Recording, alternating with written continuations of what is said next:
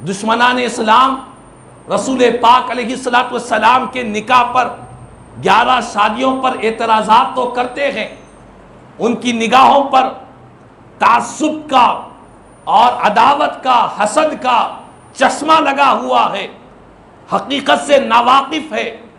رسول پاک علیہ السلام نے 11 عورتوں سے نکاح فرمایا تو وہ عورتیں کیسی تھیں، کس حالت میں وہ عورتیں تھیں، اس کی تفصیلات اگر آپ سنیں گے تو ہر ایمان والا اور ہر وہ شخص جس کے اندر انسانیت ہے، جس کے اندر انصاف پسند مزاج ہے، چاہے وہ کسی بھی مذہب کا ماننے والا ہو، کسی بھی دھرم کا ماننے والا ہو، کسی بھی راستے پر چلنے والا ہو، اگر انصاف پسند ہے، اگر مزاج میں، طبیعت میں، قلب میں اگر انصاف ہے، عدل ہے، تو وہ کہہ پڑے گا کہ رسول پاک علیہ السلام نے 11 نکاحیں نعوذ باللہ کوئی شوق کے لیے نہیں فرمایا ہے، بلکہ بے سہاروں کو سہارا دینے کے لیے فرمایا ہے۔ آپ دیکھیں نبی پاک علیہ السلام نے پہلا جو نکاح فرمایا، حضور کا پہلا جو نکاح ہوا حضرت خدیجہ رضی اللہ تعالیٰ عنہ سے نکاح ہوا۔ اور حضرت خدیجہ رضی اللہ تعالیٰ عنہ کون سی خاتون تھی؟ آپ ایک نہیں بلکہ آپ کے پہلے 2 نکاح ہو چکے تھے۔ 2 نکاح ہونے کے بعد، وہ نکاح ختم ہونے کے بعد رسول پاک علیہ السلام نے نکاح فرمایا، اور جس وقت حضور نے نکاح فرمایا اس وقت میرے آقا کی عمر مبارک 25 سال تھی، 25 سال کی عمر مبارک تھی، اور حضرت خدیجہ رضی اللہ تعالی عنہا کی عمر مبارک اس وقت 40 سال تھی۔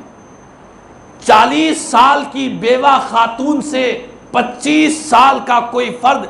اگر کوئی نکاح کرتا ہے دنیا میں تو ہم نے ایسی مثالوں کو کبھی دیکھا نہیں ہے۔ 25 سال کی عمر ہے رسول پاک علیہ السلام کی، اور نکاح فرما رہے ہیں ایک بیوہ خاتون سے،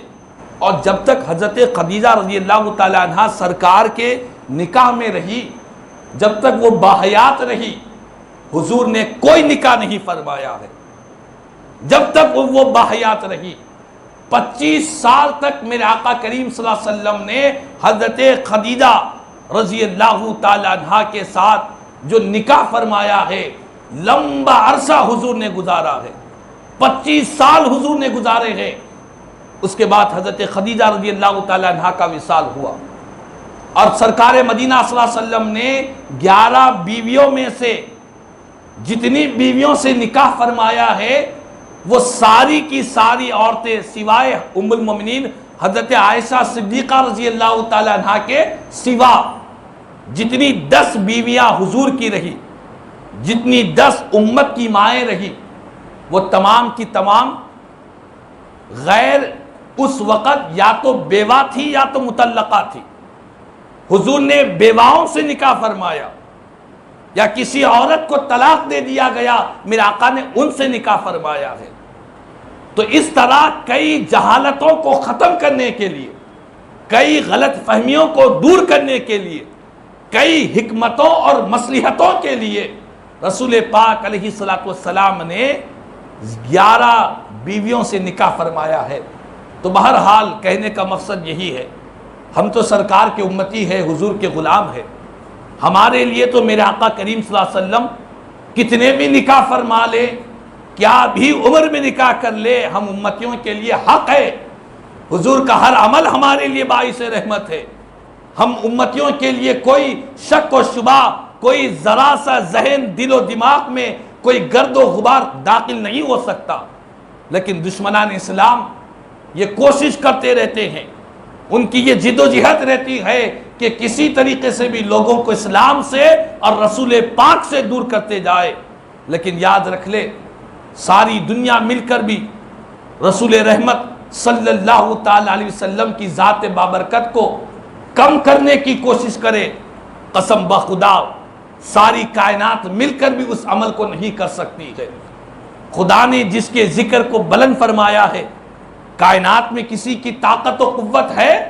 جو حضور کے ذکر کو کم کر سکے؟ اسی لیے عاشق صادق نے فرمایا، مٹ گئے مٹتے ہیں مٹ جائیں گے آدا تیرے، نہ مٹا ہے نہ مٹے گا کبھی چرچا تیرا۔ یا رسول اللہ آپ کے جو دشمن ہیں وہ پہلے بھی مٹ گئے، ابھی بھی مٹتے ہیں اور قیامت تک مٹ جائیں گے، لیکن آقا آپ کا چرچا کبھی ختم ہونے والا نہیں ہے۔